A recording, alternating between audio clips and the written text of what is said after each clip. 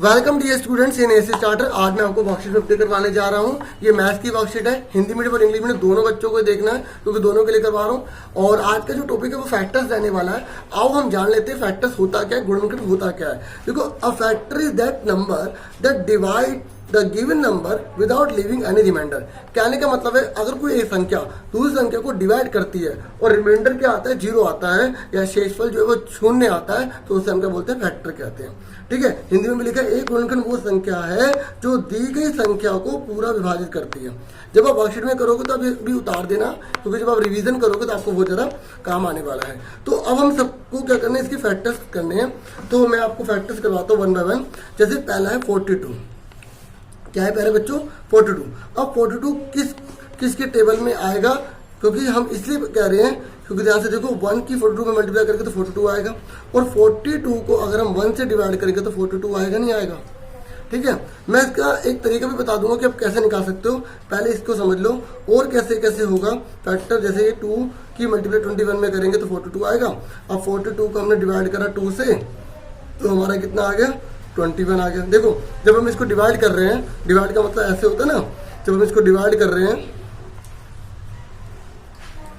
तो हमारा 21 आ रहा है, तो यहाँ पर रिमाइंडर बच रहा है, जीरो बच रहा है ना यहाँ पर रिमाइंडर, तो इसलिए ये इसका फैक्टर कहलाएगा। कौन फैक्टर कहलाएगा? 1 भी कहलाएगा, 2 भी कहलाएगा। ठीक है, ऐसे आपको सारे लिखने हैं।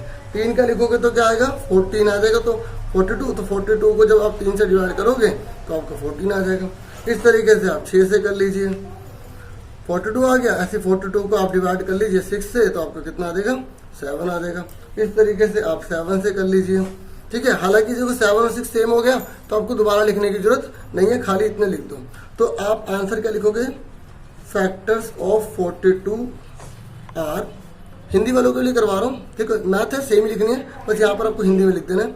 तो कौन कौन से फैक्टर आ गया, 1 आ गया, 2 आ गया, 3 आ गया, 6 आ गया, 7 आ गया। ठीक है, ये लाइन आपको लिखने की जरूरत नहीं है। तो 7, फिर 14, फिर 21, फिर 42। ठीक है, तो ये सारे के सारे क्या है, 42 के फैक्टर हैं। कहने का मतलब है कि इन सबको अगर इसे डिवाइड करेंगे, ठीक है, तो क्या आएगा, आपका रिमाइंडर 0 आएगा। ठीक है, 42 को अगर इनसे डिवाइड करेंगे तो क्या आएगा, 0 आएगा। तो इस तरीके से आपका आंसर आ गया। आप हिंदी में क्या लिखोगे, 42 का गुणनखंड। ये लिख लो, 42 के गुणनखंड। तो कौन कौन से आ गए हिंदी में, आप ये 1, 2, 3, 6, 7, 14, 21, 42। तो हिंदी वाले ये चीज़ लिखेंगे और इंग्लिश वाले ये लिखेंगे। ठीक है, ये मैंने किसका कर दिया, पहला पार्ट कर दिया 42 का। अब हम नेक्स्ट करके दिखाते हैं आपको 60। तो 60 का आप क्या करोगे, 160 क्या आएगा, 60 आएगा। ऐसे 2 मल्टीप्लाई 30 60 आएगा। 3 मल्टीप्लाई 20 इजिकल टू 60 आएगा। ऐसे 4 मल्टीप्लाई 15 इजिकल टू 60 आएगा।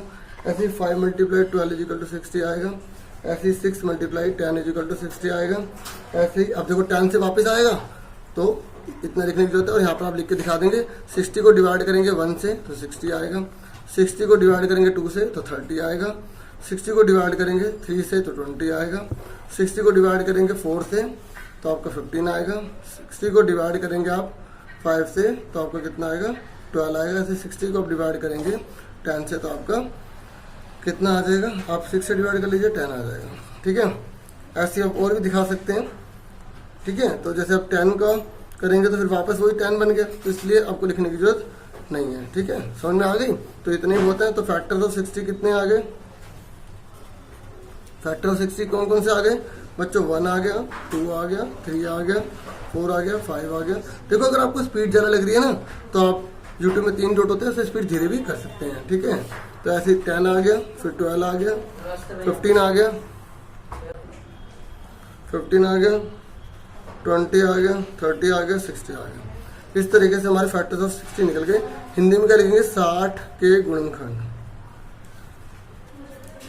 सेम उतार देंगे 1, 2, 3, 4, 5, 6, 10, 12, 15, उसके बाद 20, फिर 30, फिर 60। ठीक है, हिंदी इंग्लिश दोनों को समझ में आ गई।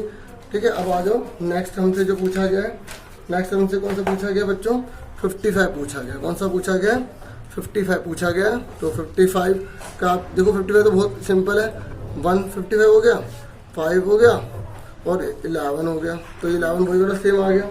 ठीक है, इसलिए इसको लिखने की जरूरत नहीं है। मैं लिख के काट रहा हूँ, ये आपको नहीं करना, ठीक है, आपको लिखना ही नहीं है, सिर्फ समझाने के लिए बता रहा हूँ। तो 55 डिवाइड करेंगे 1 से तो 55 आ जाएगा। ऐसे 55 को हम 5 से डिवाइड करेंगे तो हमारा 11 आ जाएगा। तो इसलिए फैक्टर्स ऑफ 55 क्या आ गए, 1 आ गया, ठीक है, 5 आ गया, 11 आ गया, 55 आ गया, ठीक है। अब मैं आपको थोड़ा सा समझा देता हूँ। चलो पहले मैं सारे क्वेश्चन करवा देता हूँ, उसके बाद आपको थोड़ा सा और समझा दूंगा कि आखिर इसे शॉर्टकट कैसे करना होता है।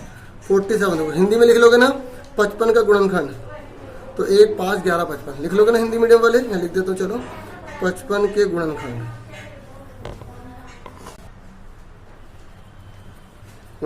तो कितना आ गया 1 5 11 55। ऐसे 47 को तो सबसे ईजी है बच्चों, 1, क्योंकि ये प्राइम नंबर है तो 147 हो गया, बस एक ही बनेगा, ठीक है। तो ऐसे 47 को डिवाइड करेंगे 1 से तो 47 आएगा। तो फैक्टर्स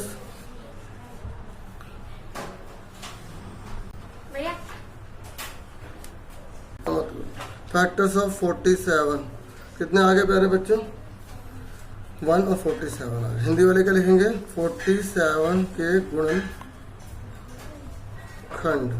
क्या आ गया, 1 और 47 आ गया, 1 और 47 आ गया, ठीक है।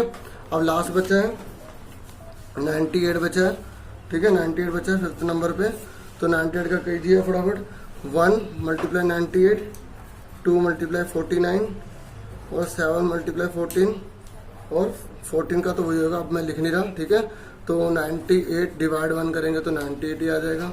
49 को, ठीक है, यहाँ पे आप 98 लिख लीजिए इक्वल में, ठीक है।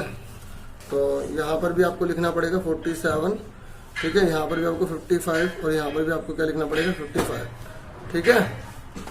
तो अब ऐसे ही यहाँ पर आप क्या लिखेंगे, 98 को डिवाइड कर देंगे 2 से तो 49 आ जाएगा। ऐसे ही 98 को डिवाइड कर देंगे 7 से तो 14 आ जाएगा, ठीक है। इस तरीके से फैक्टर्स ऑफ 98 के आ गए, 1 आ गया, 2 आ गया, 7 आ गया, 14 आ गया, 49 आ गया, 98 आ गया, ठीक है। देखो अगर आपको 1 मिनट और जो 98 के गुणनखंड, तो हिंदी में भी लिख देता हूँ, तो 98, ठीक है। इस तरीके से पूरी वर्कशीट तो हो गई। अब थोड़ा सा और बता देता हूँ कि कई बच्चों को समझ नहीं आते कि करने कैसे हैं। जैसे हम एग्जांपल ले लेते हैं 98 ही ले लेते हैं, ठीक है। तो आप ऐसा करो, इसके प्राइम फैक्टर करना करो, क्या करना करो, प्राइम फैक्टर। 2 4 8, क्योंकि आप पता लगा कौन से टेबल में आता है तो दिक्कत होगी। 2 4 8, 2 9 18, ऐसे ही 7 से करो, 7 1 7, 7 7 49। तो इस तरीके से अब देखो कौन कौन आ रहा है, एक आ रहा है 2, एक आ रहा है 7, एक आ रहा है 1, एक आ रहा है 49 और एक आ रहा है 98। तो कौन कौन सा आ गया, 1 7 49 और 2 भी आ रहा है, ठीक है, और 98 भी आ रहा है। मतलब एक चीज़ को दोबारा रिपीट नहीं करना, ठीक है, ये आप यूज़ कर सकते हैं, ठीक है। तो आपको समझ में आ गया होगा। इस तरीके से मैंने 5 क्वेश्चन करवा दिए। तो प्राइम फैक्टर से आप क्या निकाल सकते हो, उसके फैक्टर्स निकाल सकते हो, गुणनखंड निकाल सकते हो। तो उम्मीद करूँगा आपको अच्छे से क्लियर हो गया होगा। आज के लिए इतना बहुत है। वीडियो को लाइक शेयर सब्सक्राइब जरूर करें। Thank you for watching.